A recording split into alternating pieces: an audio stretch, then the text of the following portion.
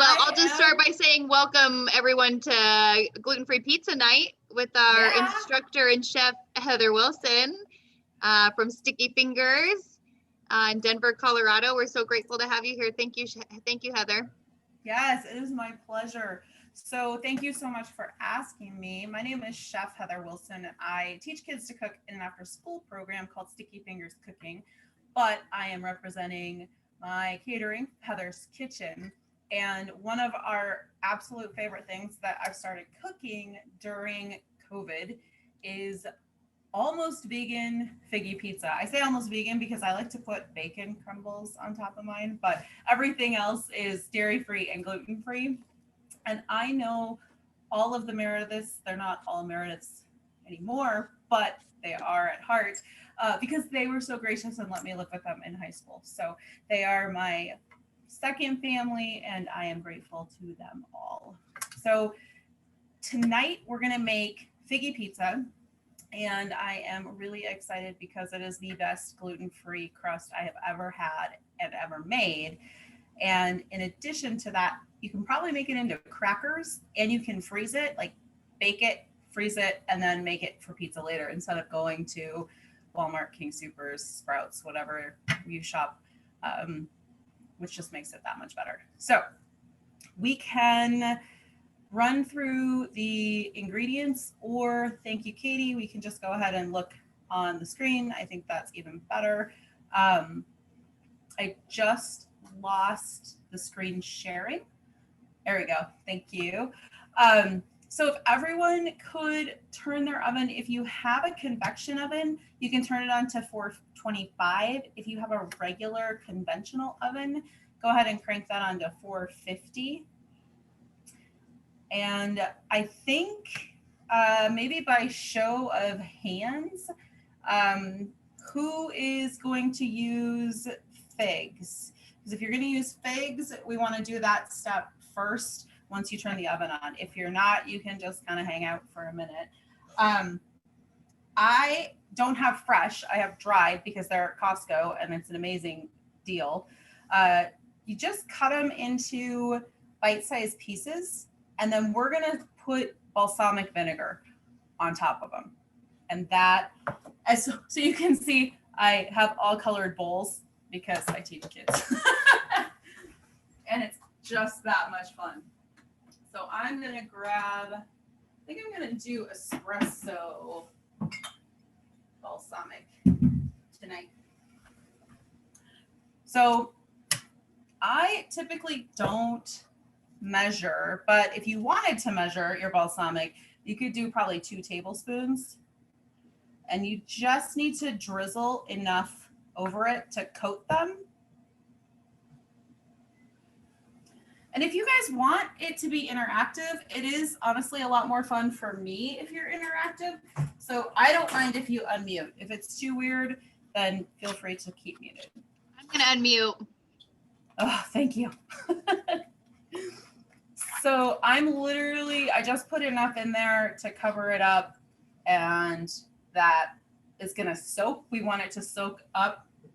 My mouth is watering. Basically macerate to kind of get them sticky and ooey and gooey. And the other weird thing, so in our church garden, we started growing Japanese eggplant, which I love. And I started using it as my substitute for pepperoni. So I thought that was kind of fun. You can also use regular eggplant. Either one will be just fine. All right, so we're gonna start by making our crust dough and then pop that in the oven. I cheated and I cut up all of my toppings except the eggplant, since eggplant oxidizes. I'll cut that up when we get there, but we're going to do a little bit of sauteing our mushrooms, our eggplant, if you're using eggplant, and our figs. If you're just using normal, I'll use that normal pizza toppings, you don't have to saute anything, but it helps since you don't want to cook the crust twice for very long, that we saute those things first. So we will start, if you guys are ready, with our ingredients. So we need 2/3 cup of blanched almond flour. The reason for the blanched almond flour is that it is typically a finer blend, if you will. So 2/3 cup blanched almond flour. So Heather, it's true. You could substitute either just regular flour if you were not gluten-free, or gluten-free all-purpose flour as well. That is correct. And if you're just using regular flour, I haven't made it, so I can't make any promises on that. But I can tell you that regular gluten-free flour will work just as well as all of these. I actually did a test. You would just sub almost, like you can just sub the 1-for-1. Okay, that's what I'm going to try. Okay. So is anyone else using the weird flours? Maybe show of hands if you're using weird. Probably only everyone you. Else. What's that? I said probably only you. Only and me. The people that will watch this later. Okay. Well then, you all can do. I didn't do the math. I'm sorry. So you'll have to do 2/3 and then 3/4 and then 6 tablespoons, whatever that equates to. I should have put that in the thing. Sorry about that, guys. So I will use my almond flour and 3/4 cup. I like arrowroot flour better than tapioca. It makes things less gummy. I feel like tapioca makes it pretty gummy. And then the thickener for this is our coconut flour. And in the case of everyone else, you just go ahead and you probably don't even have to whisk it, but I'm going to whisk everything to break up, because a lot of times that coconut flour and the almond flour gets a little chunky. So I'll just show you kind of, and it looks like regular. It really, with these alternative flours that we're using, they really end up being very, my husband uses the word toothsome. That made the lighting weird. All right. So after everyone is done putting in the flour, I have just put all of my spices. I mise en place it, so I put everything together. I used fresh because that's what we had from the garden this summer. So we've got, I didn't use the onion powder, but recommended is 1/2 teaspoon of onion powder, 1/2 teaspoon of garlic powder, 1 teaspoon of Italian. I like to use basil, rosemary, thyme, and oregano, and some sea salt. Oh my goodness, I forgot about the crushed red pepper. How is that even possible? So I'm going to add some crushed red pepper. And I like to add everything into the crust, because then you can add fewer things on top, but you always get something in every bite. And that is lovely. So after you guys add in your spices, you're going to whisk that around, and it makes it look super pretty. Hopefully that's not making anyone seasick or motion sick. All right. So whenever you guys are ready, we can do next steps. Maybe just give me kind of a thumbs up after you've got all of your dry ingredients mixed together. All right, good deal. So next we're gonna do our wet ingredients. So I've got 1/3 cup of, I'm using avocado oil. You can use olive oil or a blended oil if you wanted to. I would not recommend using canola oil. It's just not a great oil. And 1/3 cup of water. You're gonna mix those two together.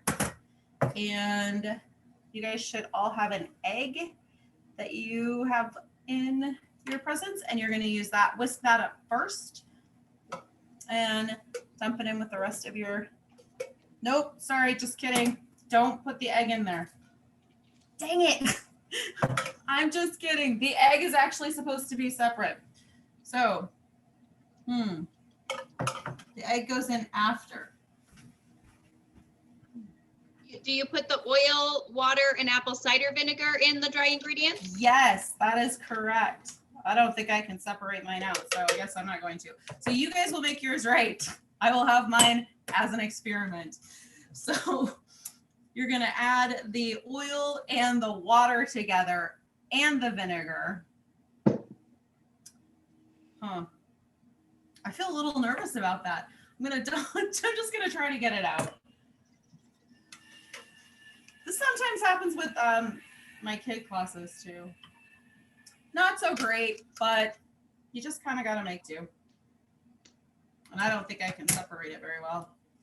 So once you've got your oil, water, and vinegar, then you stir it around and you dump that into your dry ingredients.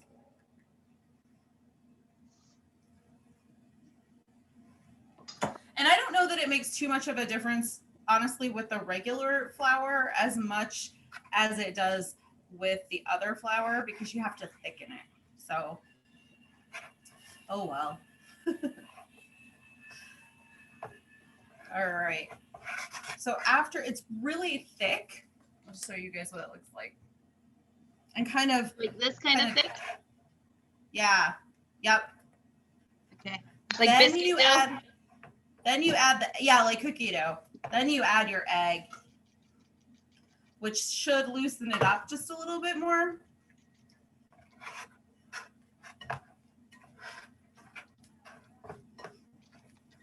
And it kind of looks really mushy.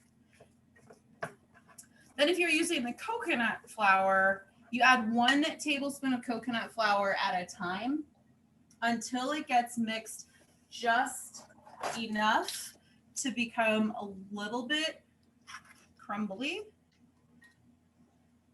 Because coconut flour is super absorbent.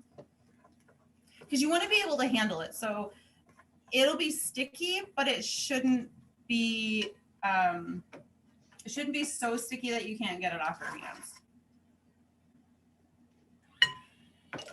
And you really, if you are using coconut oil, coconut flour, you won't need more than 3 tablespoons at the end.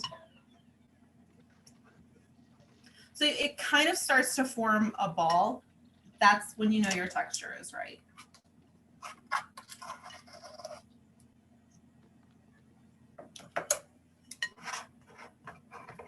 So as soon as you think you can start to handle that dough, you're good.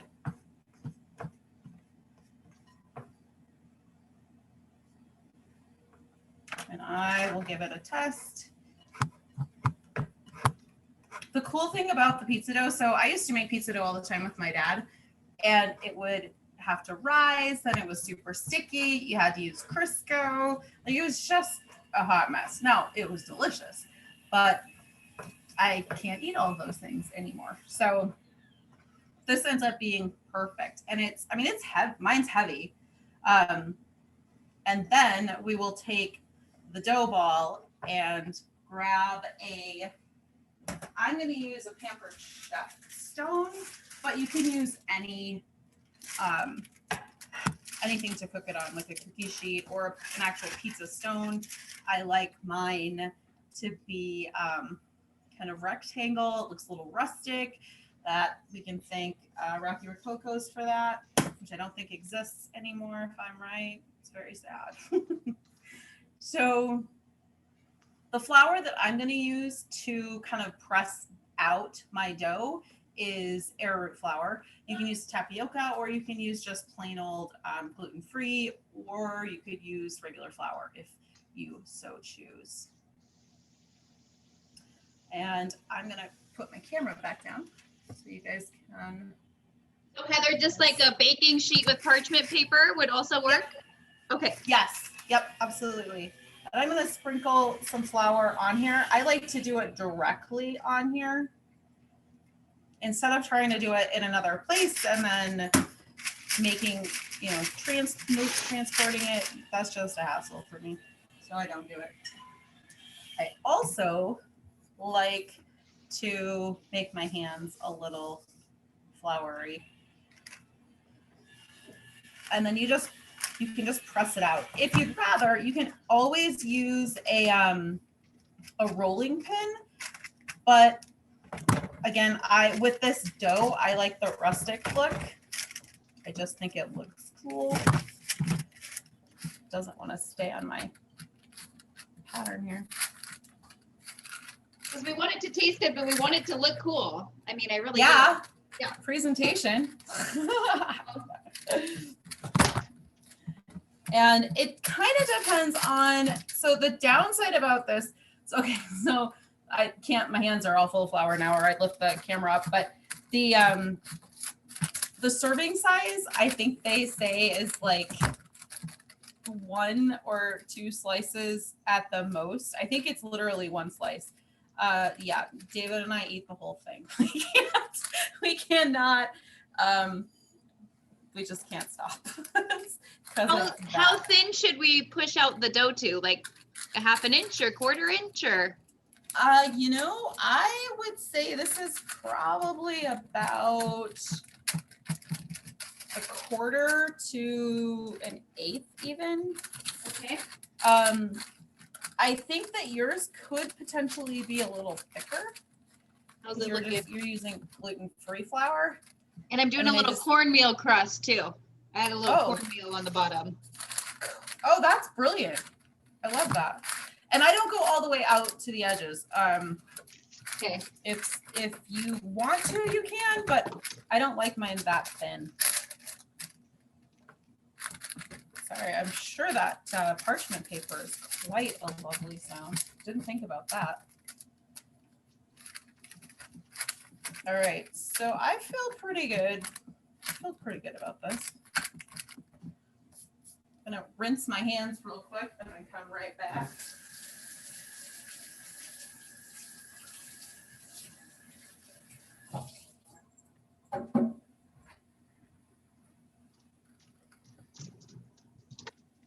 All right. So. Okay, here's my pizza crust. Let's see. What do you think? Oh, beautiful. Love it. So we just pop this in the oven now. And no oil or anything on top, just straight in the oven? Straight in the oven, middle rack. And I will set. Hey, do you want me to move over to the other slide so we can see the other ingredients? Lovely. Almost vegan Figgy pizza ingredients. Does that work? That's right. Almost vegan. Almost vegan vegan pizza.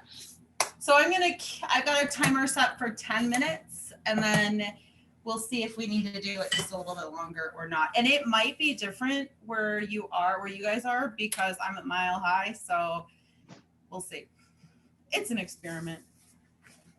All right. So my lovelies, grab your frying pan. I have an induction burner, so I'm just going to use kind of a saucepan, but it will all work the same.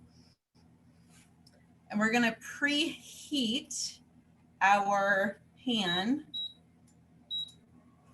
because I don't quite understand the science of it, although I have read a lovely book called Salt, Fat, Heat, Acid,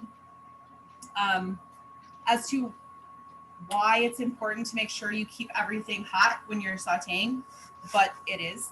So we're going to heat the pan first, which mine is almost immediate, and then we're going to use some, I like to saute in avocado oil. You can use the oil of your choice. I don't usually measure, but you could do maybe, I don't know, maybe a couple teaspoons of oil. And we're going to work on our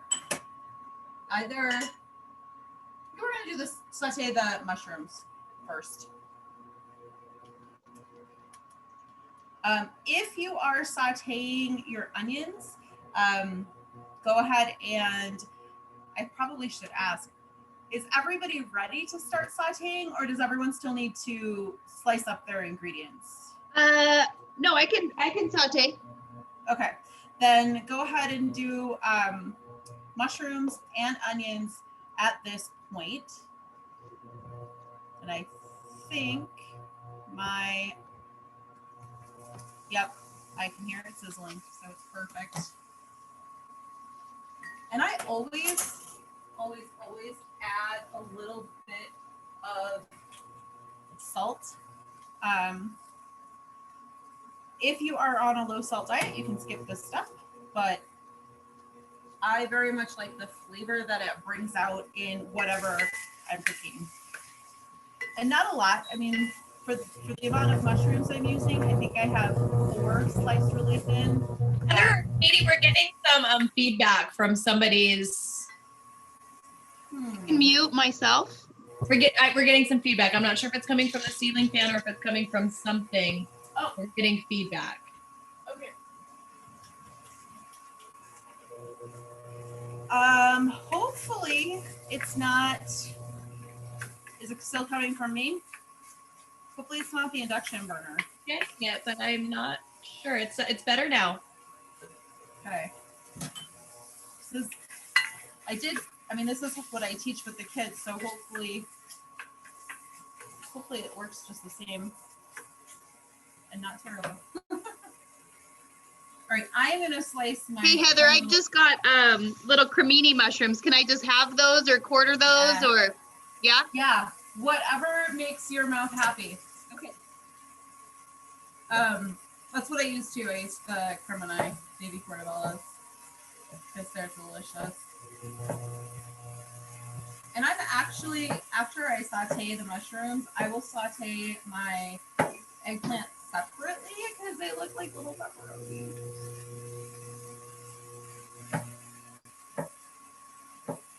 I don't know that I've ever had Japanese eggplant before this summer. I totally am going to be growing some next summer. It's just amazing. I don't even know why. I am going to add, when I saute those, I'm going to add a little bit of anise to pretend it's got some kind of processed meat flavor. Like sausage or what have you.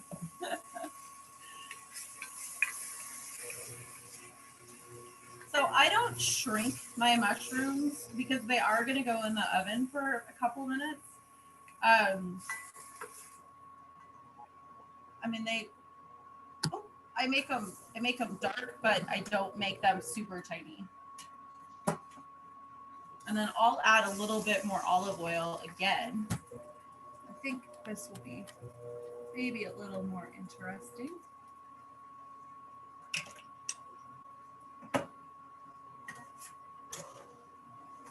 And then ultimately, once we get all of these individually stir fried, if you want, you can put them all together. So I'm going to add a sprinkle of a little more salt and some ground up anise, however you want to say it. Oh my gosh, it smells so good. I think I'll add a little oregano and rosemary, merely because it is my favorite spice. So we've eaten. Smelling good in here, Heather. Yay. We've eaten this pizza so many different ways. It smells so good.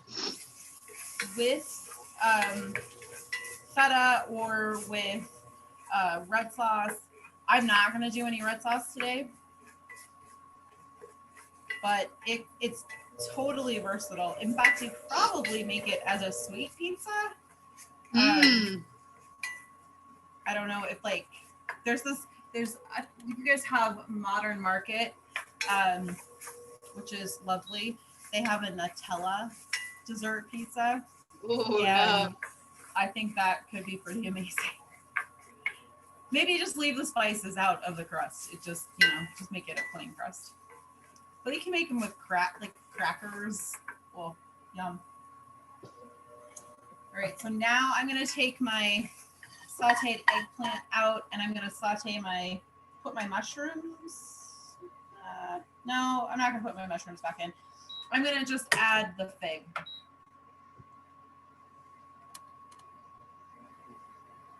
Probably do Katie, did you use fresh figs or dried figs? I don't remember. I used dried. Yeah. It would be interesting to use fresh. I had some fresh, but they didn't quite last long enough. I bought them too early. Oh yeah. I got turned on to figs when my mother-in-law was actually excuse me, balsamic inhale. She was diagnosed with lung cancer, and one of the things she was like, one thing I want to do before I die is eat fresh figs. She had this like really amazing memory of fig trees from New York State when she was a kid. So I was like, I've never had a fresh fig. We have fig trees in Colorado, but Trader Joe's had fresh figs, and so we ate fresh figs together before she died. We just had some when I bought them fresh over salmon. We did salmon with fresh figs and onions, and it was quite delicious. I love that story. So basically what you're trying to do with the figs is just make them squishy. So it might be a little hard to see. I suppose I could. So if they were fresh figs, they would probably be juicier, but of course, since they are dried, they will not be. I have also soaked them before in water. I didn't do that this time, but you could if you wanted to. I think we had someone new jump on here, Heather, so I'm just going to really quick just say, for anybody that missed anything so far, I'm going to just go back really quick. This will be recorded and it will be made available on our YouTube channel. So as early as tomorrow, we'll try to get this uploaded. So if anyone wants to try out, we already finished the crust. So if anyone wants to try this out again, please feel free to just look at the link later and you can catch up with us. Our crusts are currently in the oven for 10 minutes and now we're just working on the toppings. Perfect, thank you. So I'm going to put this recipe back up so you can see the recipe that we're working on right now, which is the toppings for the figs, the sauteed onion and mushroom, and then the pizza crust was so simple you could probably catch up. Actually, maybe while we finish, I'll put up the pizza crust recipe really quick in case anyone wants to. I'm going to check mine because my timer's going. And I really... Oh, it smells heavenly. Oh my gosh. So it is starting to turn brown on the edges. I'm just gonna rotate it 180 degrees and do a couple more minutes. I like my crust really crisp. Sorry for the awful noise.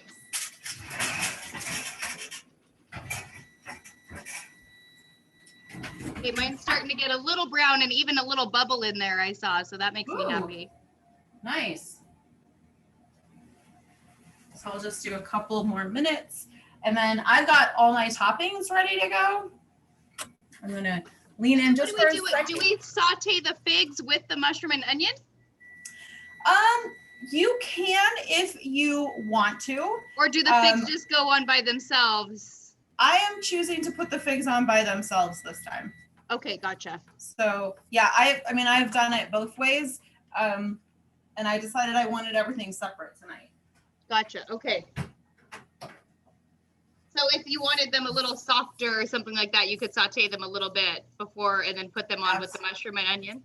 Yep, absolutely. And it's... Oh. I turned the timer off that wasn't even on the microwave. That's hilarious.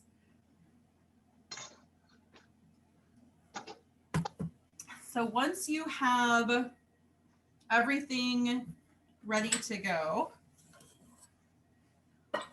you can, I'm adding a few other things. I'm going to add some bell pepper, just tiny little bell pepper. And I also decided I wanted to put some green olives, so I didn't follow quite the same recipe that I included. And I don't have jalapenos tonight, so for those that have known me for a long time, that's probably a little bit of a shock. But since I have crushed red pepper in the crust, I think I'll be okay. And I also am still debating between feta or mozzarella. And by feta and mozzarella, I mean plant-based, these guys, which Follow Your Heart is a really fun. I don't know if there's anyone else in the group that's dairy-free, but clearly it's one of my favorites. All right, so I'm gonna grab my crust and pull that out and bring it back over to my prep table. And since I am not using a red sauce, I'm gonna take a little bit of I'm gonna use some olive oil. I've got a Tuscan herb olive oil, and I'm just gonna do a very light drizzle. There is something that I found this summer that's a black truffle. I don't even know what it was, but it was so amazing. So black truffle like sauce, and I would use that with some oil. And then I'm going to paint rosemary infused olive oil would go okay with fig and mushroom. Yes, that was my second choice. Okay. I'm going to use that. Yep. So I've got, oops. All right. So I think I'm going to do all of the kinds of cheeses because I can. So I am going to sprinkle just a little bit of salt over top of the pizza. And then I'm going to put, a little bit of my mozzarella, just enough to kind of help my veggies stick. Turns out when you eat cheeseless pizza, it's really kind of challenging to get things to stay on. So I'm going to sprinkle just a little bit of that on here. Then I'm going to layer. So you guys go ahead and dress your pizza however you like, and I'll keep the camera down so you guys can just see what I'm doing. It smells so good. I am glad that music is next and not yoga so that we can eat our pizza. Me too. We need a little pizza break with some music, and then we can do our get ready for bed yoga. That's right. Very, very wonderful. Thank you so much, you guys, for putting on this event. I think it's wonderful. And all the awesome. Was that Cheyenne? Was that Cheyenne that was speaking? No, it was still Heather. Oh, that was Heather. Yeah. Hi, Kyla. She said she's still at work. I was like, I can't see you, bestie. So Heather, do you put the cheese on the oil, the cheese, and then the toppings? Oil, cheese, toppings, and then I am going to use. If you want spices, you can put spices on now. I think I'm going to probably put some freshly dried basil on the very top. And I'm also going to use some dried feta. I'm not dried feta. I'm sorry, dairy-free feta. And it doesn't, you don't have to put a whole lot on here just because the crust is so flavorful, depending upon how many herbs you put in. Oh, whoops, I forgot my cheese. And delicious olives. We had a lot of fresh basil this summer, and I very much love that. And then can I use fresh basil? That's all I have. Yes. Yeah, I like to julienne it, so cut it into tiny little strips. And before doing that, I like to I call it waking it up with the kids. You clap it in your hands to help release all the oil. So it makes it even more fragrant and delicious. On it.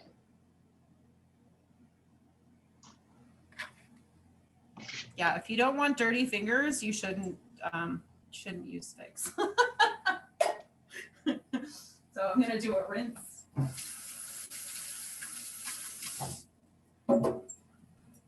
Kitty, are you using dairy full cheese or dairy free cheese? I'm using regular cheese. Okay, so if anyone is using dairy free cheese, you probably already know this. The dairy free cheese doesn't melt very well. So I always like to brown it right at the end for like 30 seconds. So to just stick it like under the broiler. Because it's, you know, not dairy. All right, and I am gonna throw some bacon crumbles on there.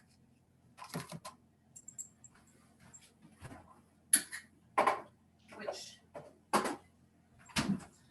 another plug for Costco, come from Costco, and they're just delightful, except I don't have, I'm at the very end, so. My pizza looks amazing. Does it? I'm gonna show it to you in just a second. All right, I'm excited.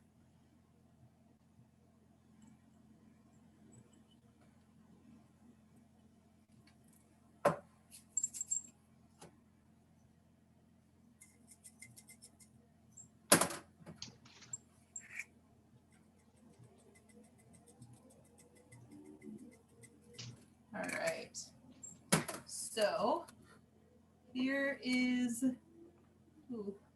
mine. I think I'm gonna do just, this is gonna be cheese alternative crazy. I'm gonna sprinkle some parm on there too. And then I'm gonna pop it back in the oven for about 5 minutes. Okay, Heather, what do you think? Oh, dang. That looks yummy. Okay, it's going in the oven. Love it.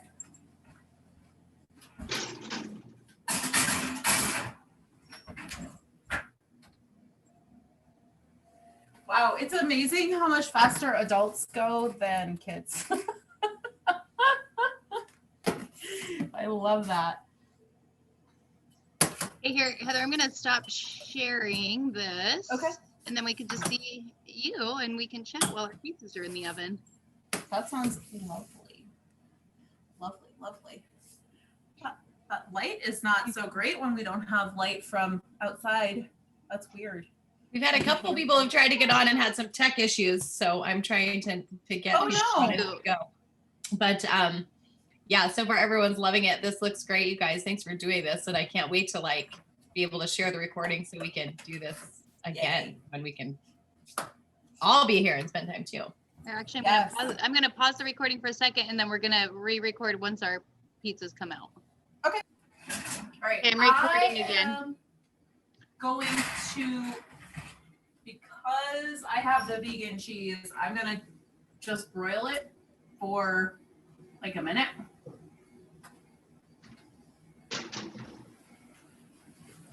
Just so that the cheese can be a little gooier. And then does it It looks help like, times with pizza crust to let it rise or rest, or did you guys just straight from dough to roll out for gluten-free pizza crust? this particular recipe straight from dough to roll out because it has no yeast. Gotcha. Which is nice. Yeah, it's lovely. So Yeah, 'cause the hopefully, rising Katie, is really tricky with gluten-free foods. It's hard to get it to rise properly, I found. yeah.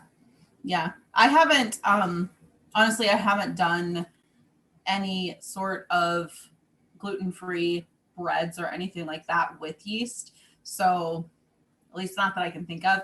If we do something with Sticky Fingers cooking and we have a kiddo that's gluten-free, we probably use yeast, but it's been a minute, so I don't remember if we've done it or not. Aha. Boom. I think that's ready. It's So looking let me good. clear. 1 minute under the broiler and I think I'm ready.